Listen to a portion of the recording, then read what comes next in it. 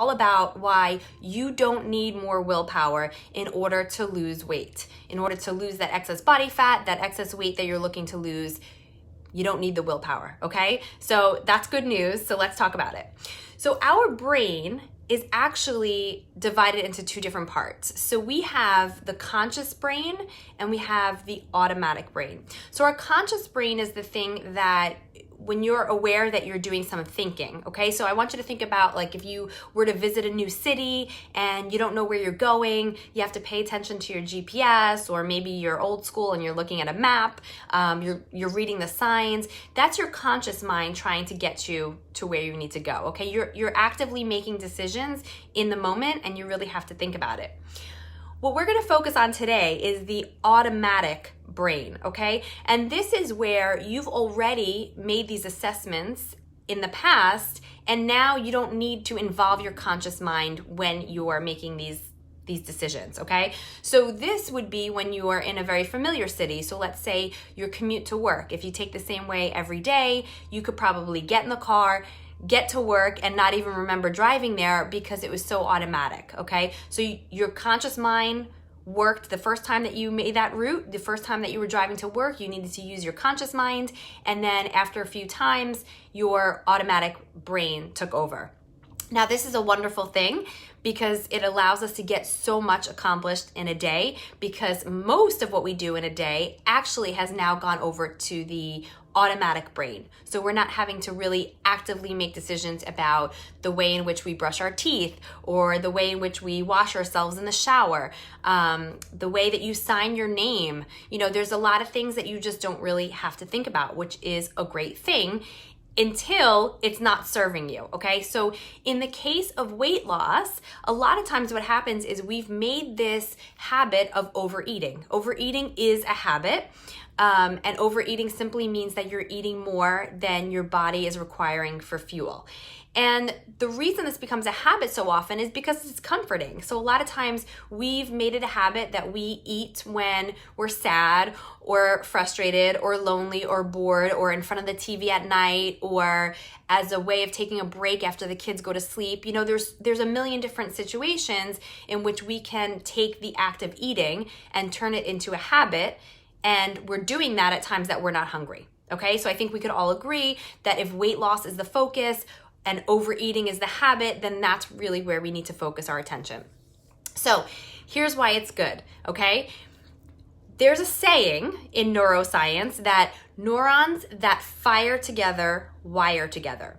And what this means is that when you do two things together, or you do things in a certain order, over and over and over again, it actually makes a pathway inside your brain. And it makes that activity or that pattern easier every single time to do it, okay? Because the neurons that are firing together are wiring together, making their own little route, basically, okay? So this means that when you go brush your teeth, if you try to do it with the opposite hand, it feels funny because you've done it with your dominant hand so many times before, right? Whereas if it was the first time you were ever brushing your teeth, it would feel just as awkward to do it with one hand as it would to do it with the other hand, okay? But now you've brushed your teeth so many times, you have one hand that feels normal to do it and one hand that just does not feel normal. Now, you could decide that you want to switch and become an ambidextrous toothbrusher, and you would be able to create the new neural pathway, but it would take some time. Okay, so here's why this is really good news, and here's why it means that you don't need willpower in order to lose the excess body fat. If your habit around overeating, let's just say, is that you sit down in front of the TV at nighttime and you have a bag of chips, a glass of wine, some ice cream, whatever your go-to thing is.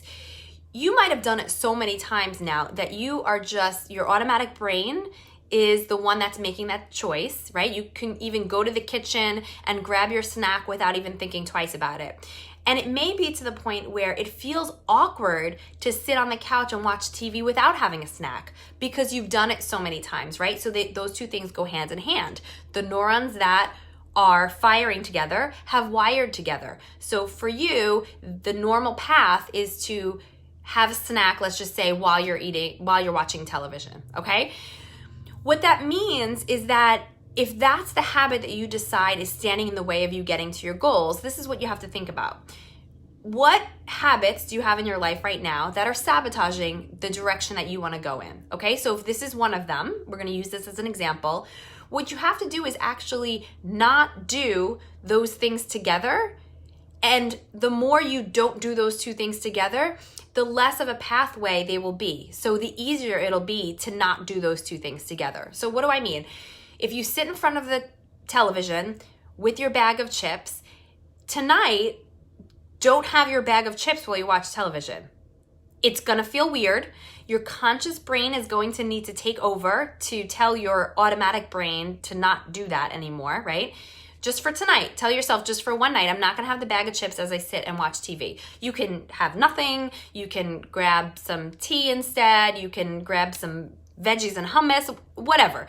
The point is that you're not gonna do the exact same routine in the exact same way, because you're gonna be breaking up with that neural pathway that is not serving you right now. You're basically changing the habit. So it will feel super awkward tonight when you do it. It's gonna feel weird, like, well, this is what I always do, so this feels strange. That's okay. Then the next night, tomorrow night, it's gonna be a little bit easier to not do those two things together. And the next time you do it, it'll be a little bit easier to not do those two things together, until what you've done is actually created a different route. And that path is going to be what takes over and feels more automatic. And you don't need willpower, because then that's just gonna be your new habit. And you can get yourself to the point where sitting on the couch eating a bag of chips while watching TV actually feels awkward, because you've broken up with that basically, and you've circumvented that, and now you've got a new habit, a new neural pathway that you follow instead, and that actually is what is just the automatic thing. And it's not something that you have to think about anymore. So sure, right now, and for the next, let's say, several weeks, it's something that you're gonna have to really consciously choose, but I mean, a few weeks are gonna pass no matter what, right? And how awesome would it be? Where are we right now? We're in towards the end of May. Let's say by this time in June, you could have already broken up with that habit, and that is not even a thought in your head anymore. So how amazing would that be, right? Because most people have this after years and decades of this habit. So the fact that we can break it and have something else be in place of it, and something that's so integral in the importance of your overall goals, the fact that we can do that in a couple of weeks is pretty amazing to me. It's exciting. So one last little visual that I want to give you before I end this video. The way this works, I want you to think about if you were to walk home, let's say you're walking home from school and you have to walk through a field every time. And in the beginning, you decided to go from this part of the field to this part of the field, and there was tall grass there. And every time you walked that path, you kind of flattened the grass a little bit in that area, to the point where after a couple of weeks, there was a very clear, distinct path from one end of the field to the other, and it was just very easy for you to walk along that path because you cleared out the grass, because you've stomped all over it as you've been walking, okay? So now your automatic brain would take over and you would just always take that path. Now, that's the habit that you have right now. That's your eating chips, watching the TV habit that we're calling it right now. But you can have another path. What would happen is now you have to make a decision to go a different way, and you're gonna have to walk over the tall grass again, but then tomorrow it'll be a little easier because the grass will be flattened a little bit in that area, and then the next day it'll be a little bit easier, and by the time you know it, in a couple of weeks, you'll have a new path that is just as easy to walk through, and then in your old path, some of the grass and the weeds are gonna start growing back there.